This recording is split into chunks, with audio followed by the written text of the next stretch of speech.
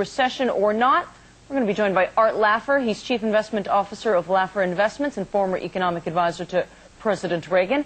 And Peter Schiff, he's president of Euro Pacific Capital. Gentlemen, thanks for being here. Peter, I want to start with you. Although there are more and more people saying that the U.S. economy will be in a recession next year, it is still a minority position. Why do you think that a recession is coming, and just how bad is it going to be? I think it's going to be pretty bad, and whether it starts in 07 or 8, I think, is immaterial. And I also think it's going to last not just for quarters, but for years. See, the basic problem with the U.S. economy is we have too much consumption and borrowing and not enough production and savings. And what's going to happen is the American consumer is basically going to stop consuming and start rebuilding his savings, especially when he sees his home equity evaporate. And when you have the economy 70% consumption, you can't address those imbalances without a recession.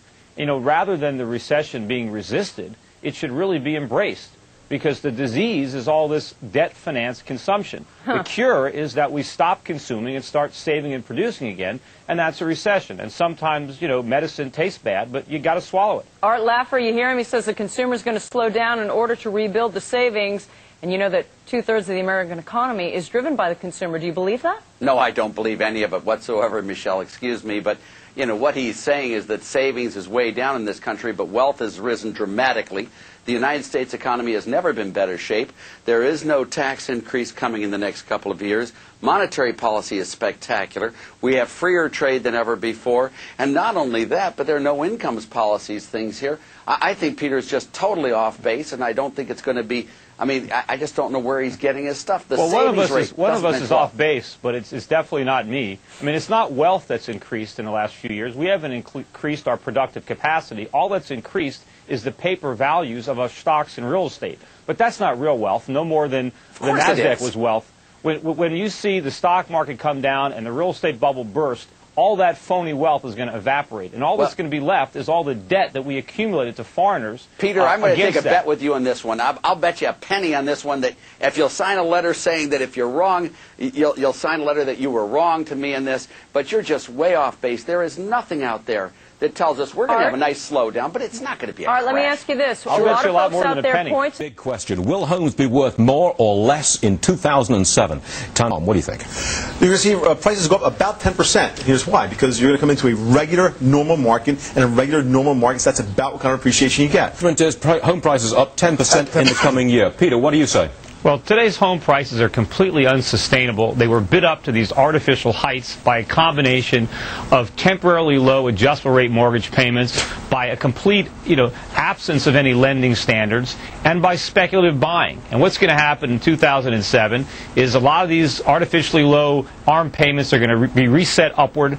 You're going to start to see both the government and the lenders reimposing lending standards and tightening up on credit. And you're going to see a lot of the speculative buyers turn into sellers. And these sky-high real estate prices are going to come crashing back down to earth. First of all, I have no idea what Peter Schiff is talking about. I agree with Tom. I think they're going to be probably up to about 10%. What artificial lending standard are you talking about? What's word to Peter? Most of the profits that people have in real estate are going to vanish, just like the profits in the dot-coms in 1999-2000. It's a fantasy. People can't sell their house. The inventories are exploding all over the country. Houses are on the market for 6 months a year. There's no bidders. The prices are going to fall through the floor. You guys are deluding yourself. We heard it loud and clear from all of our panelists. We thank you very much. Einstein, you say this could be a perfect storm for buyers. What do you mean? I mean that the credit crunch is way overblown. The financials are being given away. They're so unbelievably cheap. Many of the resource companies have gotten really whacked and are cheap at this point. The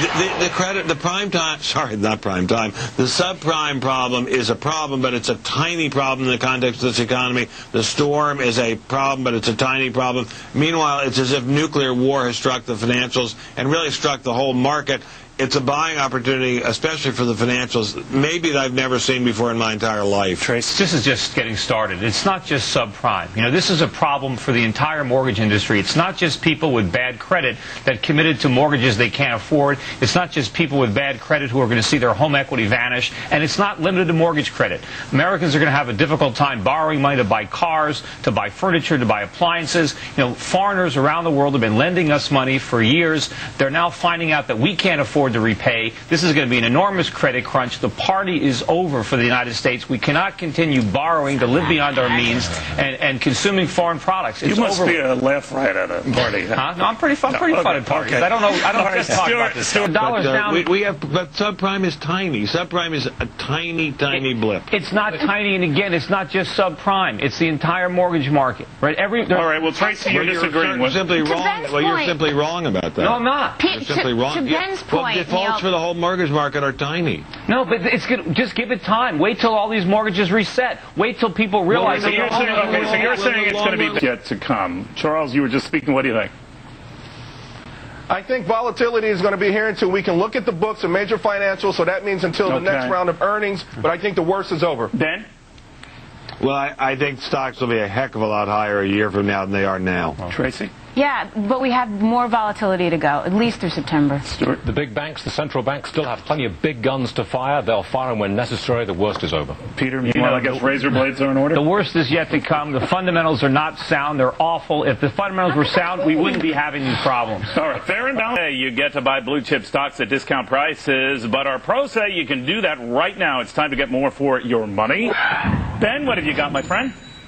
Well, the financials, as I keep saying, are just super bargains. I particularly like Merrill Lynch, which is an astonishingly well-run company. You know, a couple of days ago it was trading at barely more than 7 times earnings.